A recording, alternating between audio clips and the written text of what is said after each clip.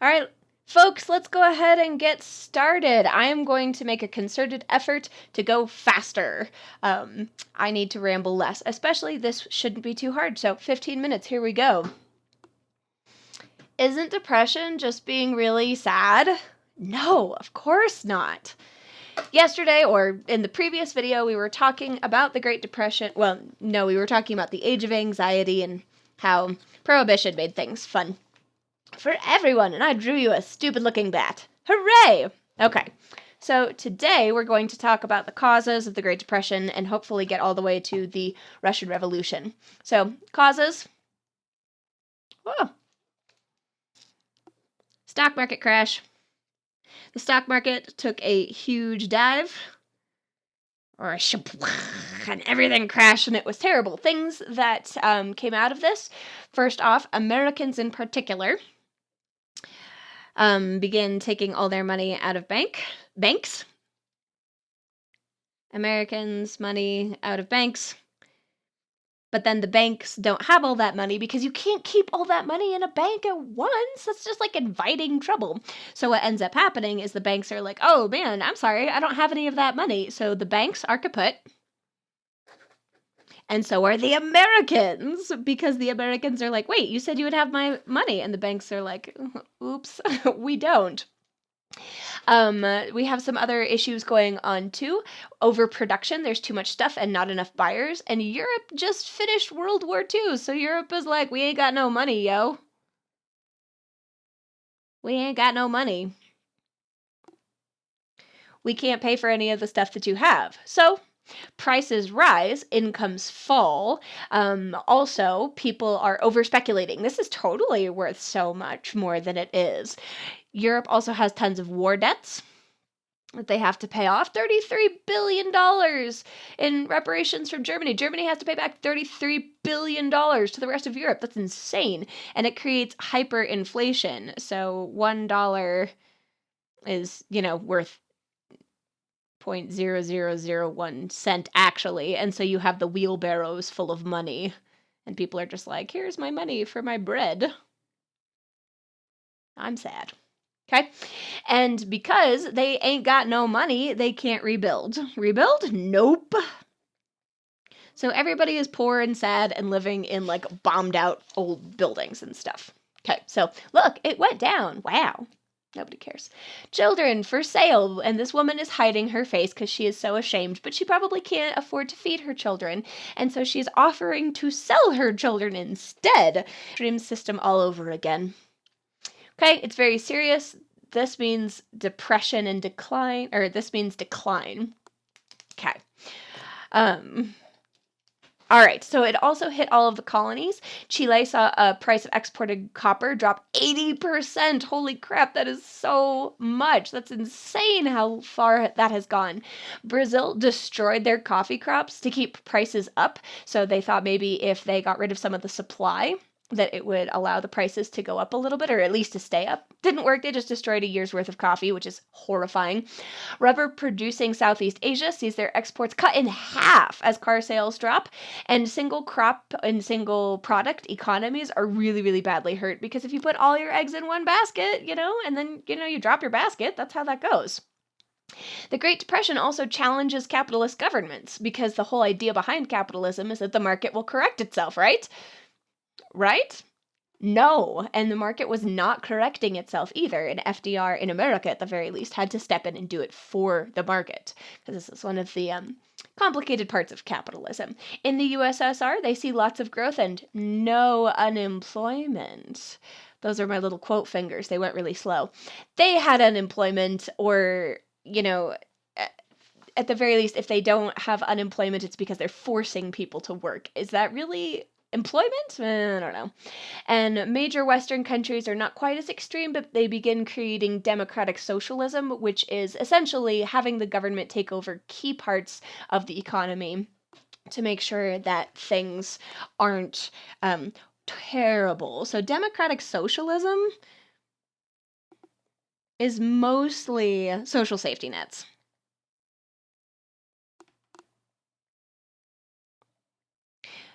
So I'm just going to leave that up there for when we get to FDR in a few minutes. Okay. So historians disagree over what the main things are, but these are a lot of different aspects of the causes, such as bad monetary policies, stock market crash, and then financial panic, and unequal distribution of wealth. So the wealthy get wealthier and wealthier and wealthier, and the poor are so poor it's painful, kind of a thing, etc., etc. So early responses, we talked about this already. Americans begin taking their money out of banks. Banks don't have enough cash to pay out for all the demands because they don't just keep all of that cash on hand. So the banks would usually close, leaving people without their savings. And unemployment, and there were no protections against this for regular ordinary people. The unemployment also rises dramatically. It's so high during this time period. So what major things do we see from this? First off is that we see an increase in democratic socialism. So really good examples of this are FDR's New Deal, where he creates things, and we'll talk a little bit more about this later, where he creates things like the civilian corps, construction corps, that's it, the CCC, to build up government projects, but they're government projects that are infrastructure projects and will help the government and the people in the country and employ people as well.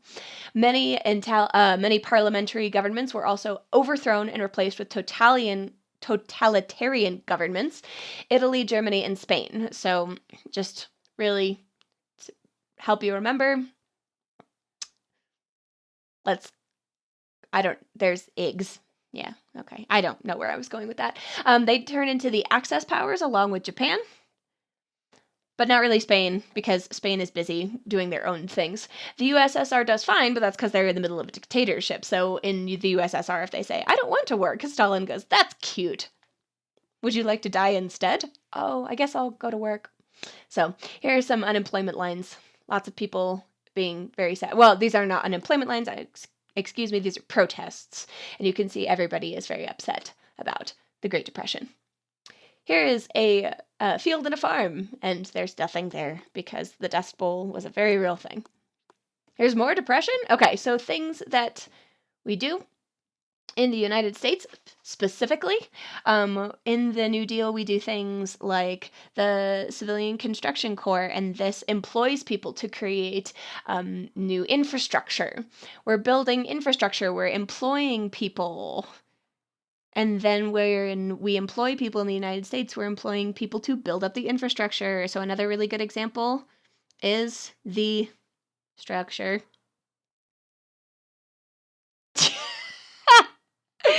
Is the Tennessee Valley Authority, the TVA. They create this gigantic dam that then it's a hydroelectric dam, so it creates electricity, and they bring electricity to the rural Tennessee Valley through this. It employs people, it makes money go around, because remember, money makes money only if you move it around, and it helps.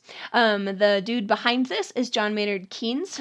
I'm sure you've heard about him before, but his main idea is that government involvement can help make sure that the capitalist busts aren't so bad. And again, we are coming back to social safety nets and democratic socialism. Capitalism is all well and good as long as we have some social safety nets. So, things that we start getting during this time, we start getting regulations, like you can't work people for this long, you have to pay people. You start getting things like Social Security. Social Security is created during this time period for retirees to make sure that your grandparents aren't starving in the streets.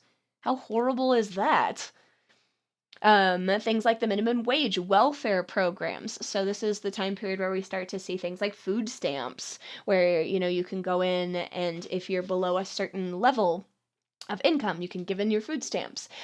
Really, it helps, but not as much as World War II does. Honestly, World War II helps way more. This would have taken us to just go this way. It probably would have taken us into the 60s or the 70s to actually fully recover. Instead, we recovered in the 40s because of World War II. So there's FDR. Wow. Oh my gosh, we got to the Russian Revolution, and I have 5 whole minutes left to go. Let's keep plugging along. So Russia had been in trouble for kind of a long time. The czars had been implementing some changes throughout the years, but nothing too drastic or democratic. So Peter the Great wanted to do a whole bunch of reforms, and so did Catherine the Great. But they were what were called enlightened despots. That's a good key word for you to remember, enlightened despots. They didn't actually have democracy. They just did whatever they wanted to, and they tried to make it good for the whole country and regular people, but not that long. Or not, it's still not that democratic. They don't have, like, a parliament or anything like that. Feudalism lasts so long. Serfdom is really only abolished in name. In Russia, serfdom lasts officially until 1860 or 1865, I can't remember which, the 1860s. Boop. And even though they are not technically serfs anymore, what ends up happening is no money, can't own land. So then you are forced into rent slavery. And you are in a cycle of debt that you can never break free of, like American sharecroppers. They didn't have enough industrialization, and Nicholas II and Nicholas I and Alexander II are trying to fix this, but they can't. Not really, so it makes it very, very difficult for them. We end up having the Decembrists revolt. Shameless plug for the band The Decembrists. They're fabulous. In 1825, excuse me. And this is when we have a bunch of Western officers who are mutinying, and this one is put down super forcibly. Lots of blood and guts and stuff like that. Then again, we get a revolution in 1905, partially because they lost the Russo-Japanese War, and that was, to them, that was really shameful. Then there were a whole bunch of non-Slavic Russians who were like, please, can I have any kinds of freedoms? And they were like, nope. And then a whole bunch of other people decided this was a great time to rise up as well. So they had a bunch of military mutinies, student rebellions, all kinds of fun stuff. So here's a picture of the 1905 rebellion, maybe? Yes. So finally we get over to World War I and Nicholas II. So the 1905 revolution creates some change. Nicholas II is like, okay, I got to do something. So he creates a constitution and a parliamentary system called the Duma, but he ignores them because he wants to be a dictator, essentially.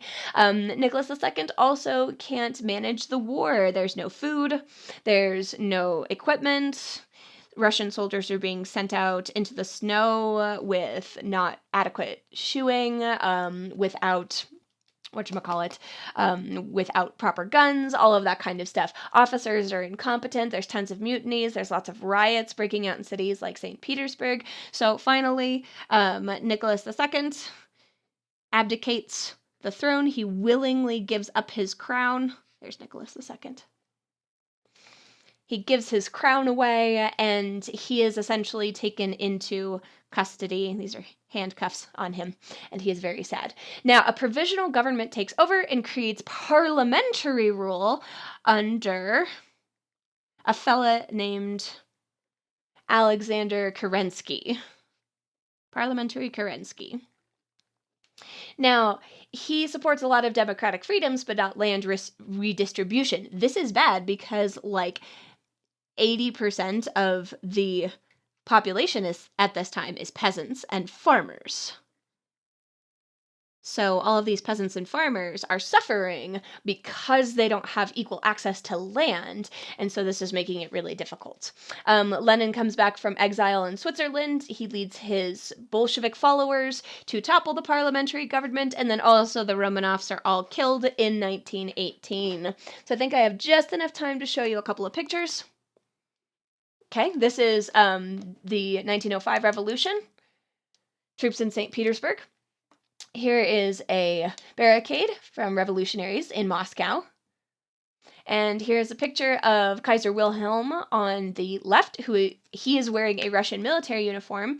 And on the right, we have Tsar Nicholas II wearing a German military uniform. If I remember correctly, they were cousins.